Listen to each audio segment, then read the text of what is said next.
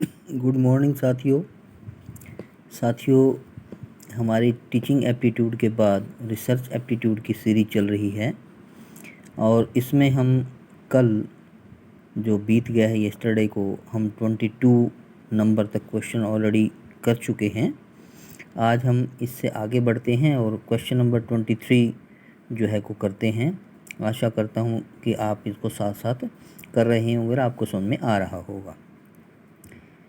नीचे दो कथन दिए गए हैं, स्टेटमेंट्स हैं। स्टेटमेंट 1 है, अनुसंधान में द्विबंधन प्रक्रिया अनुसंधानकर्ता की पूर्वाग्रही समस्या का प्रभावी समाधान है। पहली स्टेटमेंट। दूसरी है, अनुसंधानकर्ता के पूर्वाग्रह की समस्या भी सहभागियों के गैर शाब्दिक संकेतन द्वारा सुलझाई जा सकती है।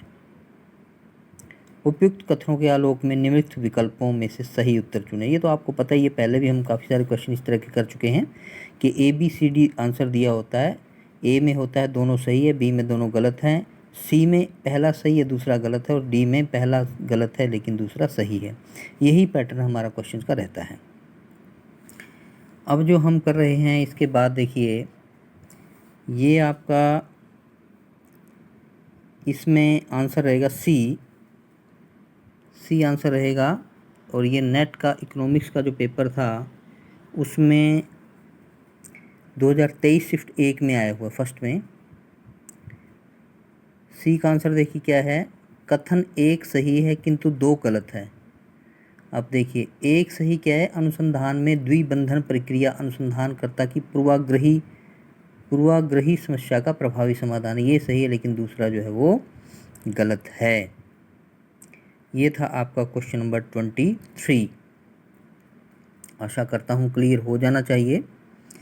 इसके बाद क्वेश्चन आगे बढ़ते हैं हम। समाज विज्ञान के प्रमुख ग्रांड सिद्धांत निम्नलिखित में से किस स्तर पर कार्य करते हैं। ये देखिए 2023 इंग्लिश के साथ पेपर के साथ आया हुआ, ये निम्न स्तर पर, सरल स्तर पर, वर्गीकृत स्तर पर और अमूर्तन का उच्चतर स्तर, ये क्वेश्चन है। समाज विज्ञान के प्रमुख यानी ग्रांड सिद्धांत निम्नलिखित में से किस स्तर पर कार्य करते हैं, ये हमारा क्वेश्चन है।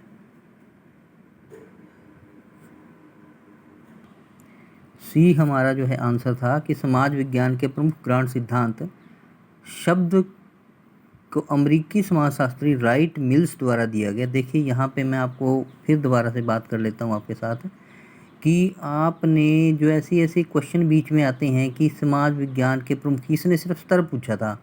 यहाँ बताया गया है कि सिद्धांत शब्द का जो अमेरिकी समाजशास्त्री था राइट मिल्स, उसके द्वारा इसका जो है किया गया था प्रतिपादन, यानी उसने इसको खोजा था।